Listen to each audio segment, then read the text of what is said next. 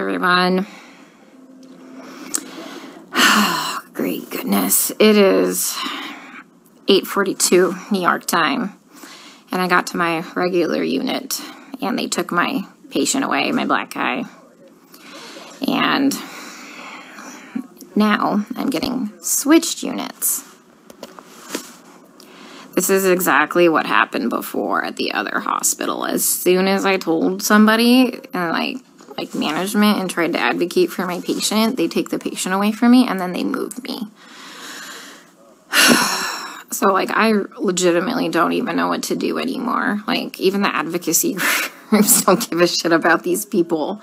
Like, literally, like, Black lives don't matter here. And I mean, that's pretty sad that somebody who is white and lives hundreds of miles away from the city gives more of a shit about these people than the actual people in this city. Like, for real. Like, I had a complete breakdown yesterday because, you know, I missed an important email to do a revision on my proposal, so my proposal got canceled because I was trying to advocate for my patient and talk to management here and get the care that he needs because he's being medically mismanaged. And I just had a complete fucking breakdown because, you know what, my entire proposal got canceled because I, you know, wasted my time advocating for a fucking patient who's just gonna die anyway. You know, and sure enough, they take the patient away from me, and then almost 2 hours into the shift, they switch me units. This is exactly what happened at the other hospital when I was advocating for the little Hispanic lady. You know, guys, here's the thing. Let me try and put things into context for you, okay? I know not everybody's gonna live. I'm not that fucking green or ignorant or, you know, bright-eyed and bushy-tailed to think that, okay? I know we're gonna have a shit ton of people die. But these people aren't dying from COVID. Let me give you several examples here. An anesthesiologist intubated the patient's, like, I think it was right, bronchi and of a patient, and they couldn't get the SATs up, and for about 5 hours, like, we were waiting on a chest x-ray to confirm that the placement was wrong. And in the meantime, while we're waiting for that, and we've told the anesthesiologist that it was placed wrong, because, like, literally only one side of his fucking chest is, like, inflating, he dies. Okay? A patient had a heart rate of 40, and the resident started doing chest compressions on him, which is not what you do. You just externally pace them, or you know, give him some atropine. And then, you know, I run in there to stop him from doing chest compressions on somebody with a fucking pulse. And then he decides to push epi. He throws some pads on him to defibrillate the guy in bradycardia. Okay, he has a heart rate of 40 and a stable, you know, bradycardic rhythm. We just need to give him some atropine and pace him. He fucking defibrillates him and kills him. And I was literally ran out of, like, the patient's room to get, like, the director of nursing who was standing out there. And I'm like, can you stop him? He's going to kill that patient. He's going to kill that patient if he defibrillates him with bradycardia and a heart rate of 40. And the director of nursing just shook his head. And I turned around and he killed the dude. Okay? There was a nurse who placed an NG tube into some guy's lungs and filled his lungs with tube feeding. There was a nurse who confused a long-acting insulin with a short-acting insulin and gave 30 units of a fast-acting insulin and killed the guy.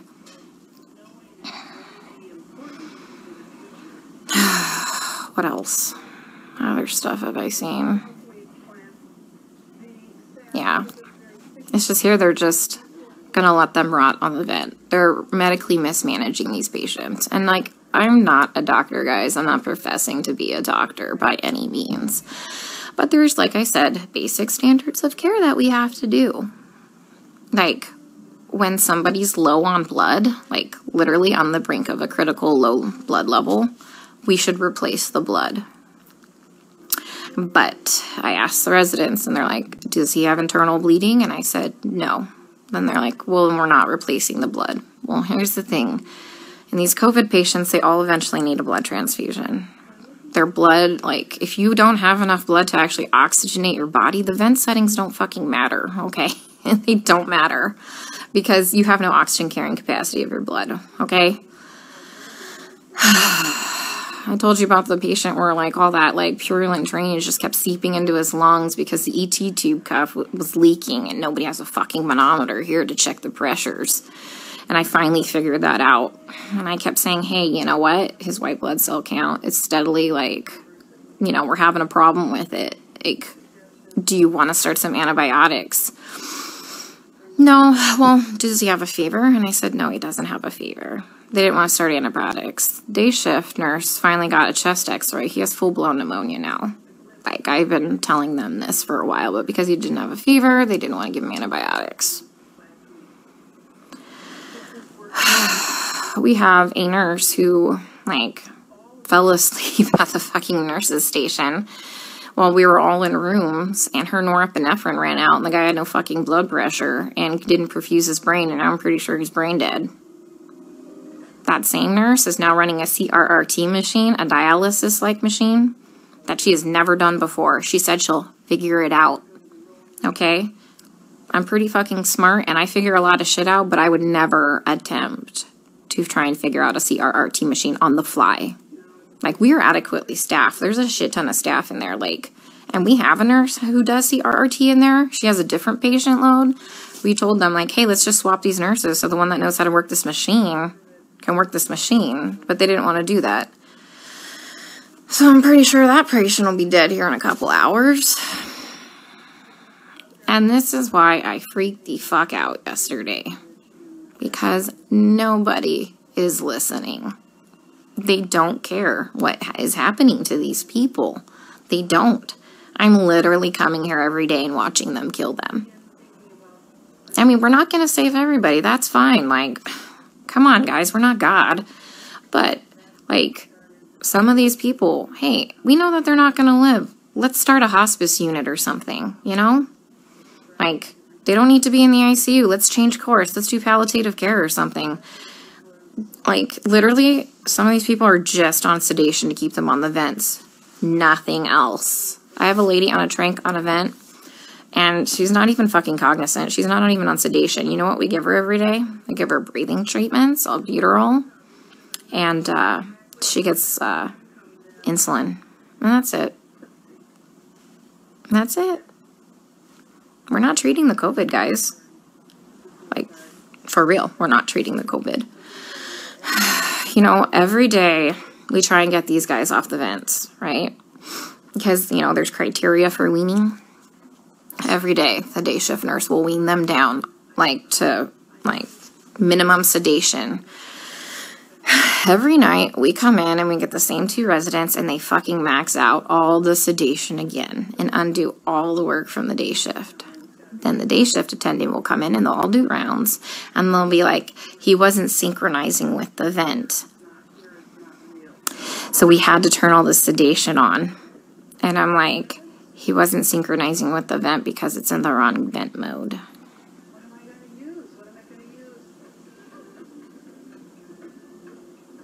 So I legit don't even know what to do anymore. Like, I tried calling advocacy groups. I tried talking with management here, like the nursing admin. Like, nothing. Nobody's doing anything.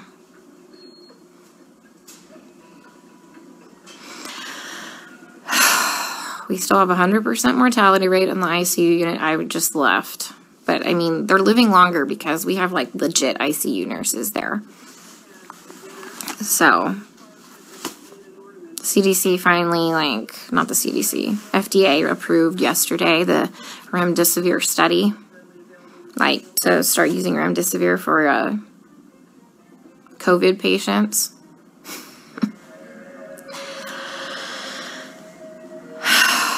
Guys, I don't even know what to do anymore. And this is why I had a complete fucking breakdown. Like, I literally had to call my friend Lisa and FaceTime her, and she answered the fucking phone while she was in the shower because she, like, knew I was having a hard time to talk to her, because it's like going in the fucking Twilight Zone. Like, everyone here is okay with this.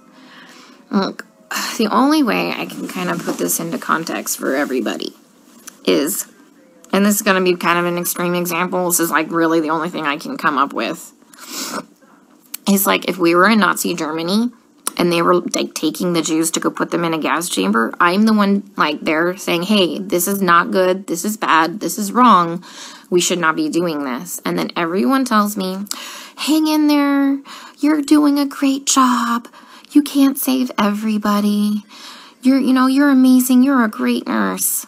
Guys, I know I'm a fucking good nurse. I know I go in there and I give it 500% every day. I know I'm not being negligent. Okay, I fucking know that. What I need is someone to help me save these people from being killed. Okay, from gross negligence and complete medical mismanagement. And no one is listening to me.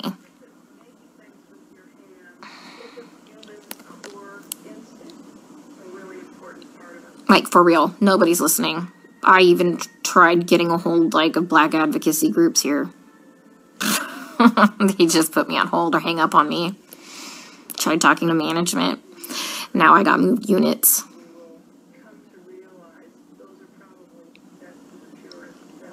Like, I legit don't know what to do anymore.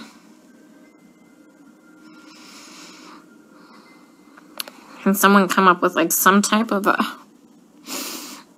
solution for me? Because I'm kind of out of ideas.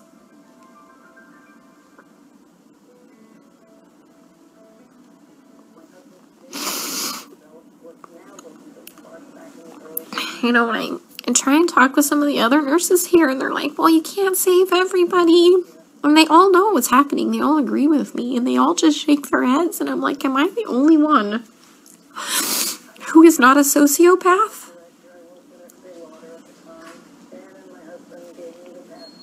To think that this is okay?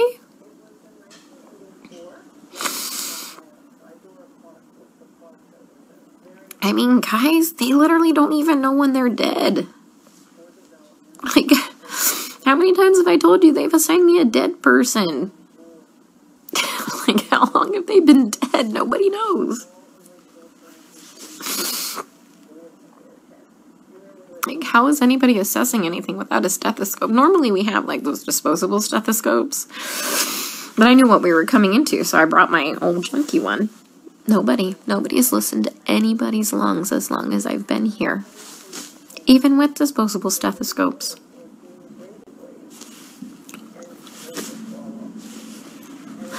I keep telling them that, the guys are like, my patient's going acidotic. We need to do something about this before his kidneys shut down. Give him some bicarb or something like that. And this is what they do. They let the patient's blood get acidotic. Their kidneys shut down. And then at the last minute, another fucking trauma. This is like the 5th fucking trauma tonight. Some dude got fucking shot in front of the hospital. Like, 2 to the chest and 2 to the abdomen. What the fuck is wrong with these people? Yeah, so anyways, kidney shut down, and at the last fucking minute, they finally decide to run bicarb. So they run 5 liters of bicarb into a person who's gained 20 pounds of water weight and completely throw him into heart failure, and he dies several hours later. That was one of my patients.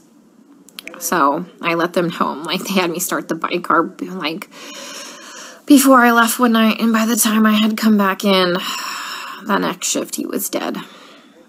And they assigned him to me, and he was already in a body bag.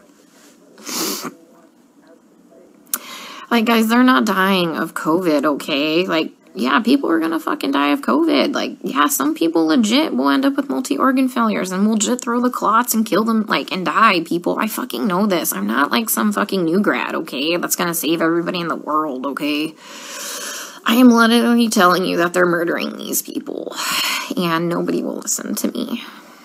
I mean, like I said, I'm not a doctor, but I'm pretty sure that when you defibrillate somebody with a heartbeat of 40 in a stable rhythm and you kill them, that's murder. And I'm pretty sure that when you put somebody's PEEP up to like 25 and PEEP doesn't go past, I think, like 15, 20, and you blow their lungs out and they die, I'm pretty sure that's murder. You know, I mean, I've just watched a doctor drop a central line and fucking rupture like the subclavian like vein, and the guy fucking bled to death.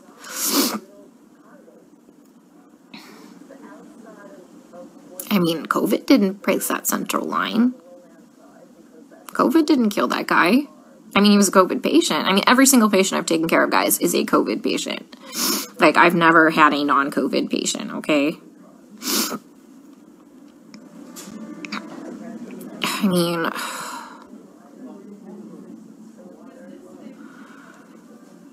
I don't even know what to say anymore.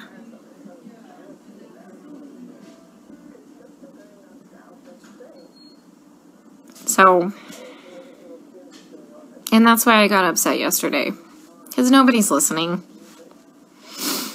I literally had to call my friend Lisa because I'm like, dude, I am not crazy, right? Like, this is wrong, right?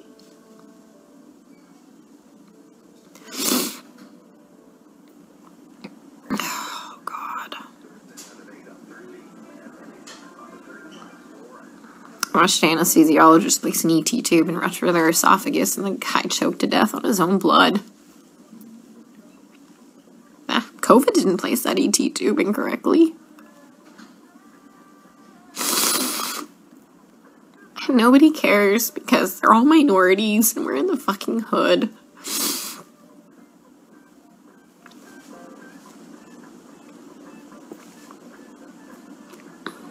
You know, and that's just not okay.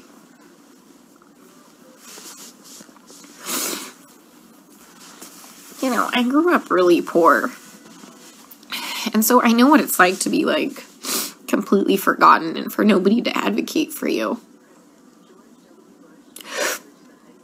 And that's why I get really upset, guys. Because, like I said, I know that a lot of people are gonna die, but, you know, COVID didn't cause that pneumo.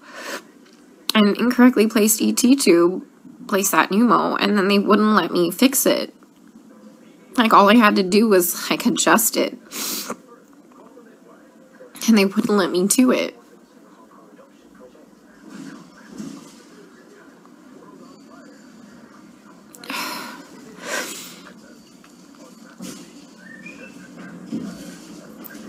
So if anyone's got any idea what the hell I can do to save my one black guy before they completely transfer me out of this hospital, that would be great.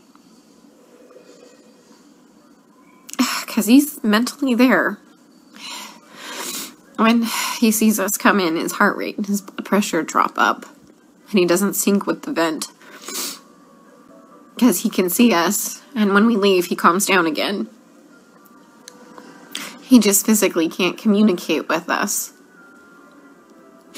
Like I told you, I had Stephanie explain to him what was happening to him because you can't hear me very well through a respirator. Plus, I'm sure that respirator is probably scary. Especially if you're kind of out of your mind from all the sedation. But he's a cab driver and lives a couple blocks away from here.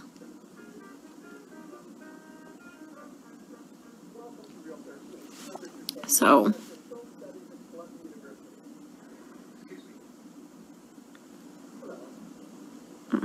he has some family, but the problem is, it said 999999 for the phone number, and I didn't get the address before, like, I abruptly got moved. I'm sitting in the vending machine room, because it's nice and cool. I'm in between units right now, so they haven't realized I'm gone. I figured I'd have a mini meltdown and then get my shit together, because I've never been to the other unit. Mind you, I've been on this unit the whole time, and whatever, I'm flexible. But once again, you know, I talked to admin. Next day I got moved. That's what happened at the other hospital. They don't care what's happening to these people. And I just have to keep watching them die. And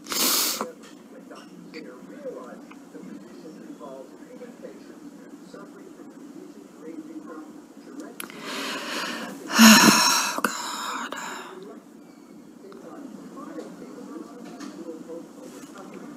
There's like this weird telenovela on.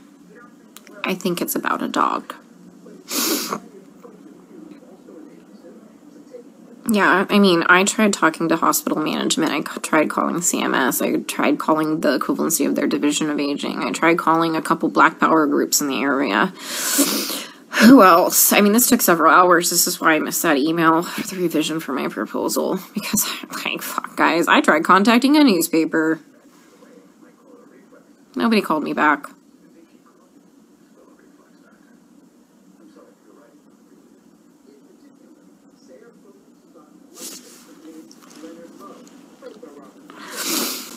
So,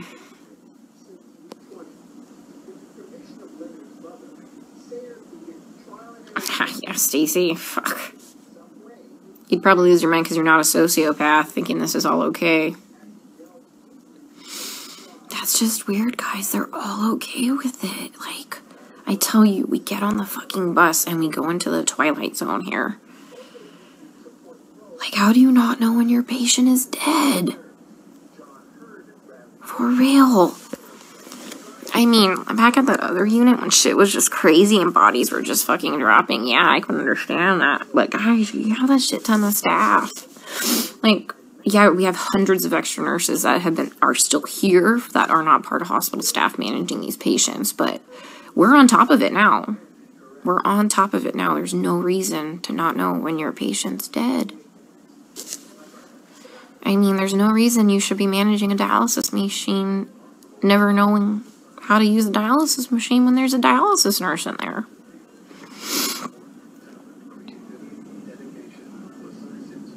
My hand's shaking because I'm so pissed. Yeah, that nurse that was sleeping in the corner there. She was from the ER yesterday, like when I had my first original breakdown. And she's like, well, they don't just unnecessarily intubate them. They try and, do bypass. I'm like, girl, I am not fucking green. I know some, like, people need a tube dropped, okay? Like, I'm not saying that. Like, at the other hospital, they were doing unnecessary intubations because they had no fucking clue how to put the vent into CPAP or BiPAP. Yeah, I mean, so... I mean, but yeah, there's like legit indications like, fuck, that dude needs that tube. Yeah, I know that. I know that. Oh, God. Yeah, my lead at the other hospital who advocated for the patients too, like the first day I got there and I was in orientation, that crash course orientation, he warned me that I was going to have a problem. He would advocate for the patients too. They fucking moved him too. He's at a completely different hospital. I tried reaching out to him, but he hasn't texted me. Like, what do you think? I saw what was bad? He saw way worse shit than that. Okay, how bad's my face look? I'll just put my respirator on. They ain't gonna fucking know no different. I was in here freaking the fuck out. Alright, guys. I'm going to the unit. Let's see how they kill him there, okay? Stay safe. Stay out of NYC for your healthcare.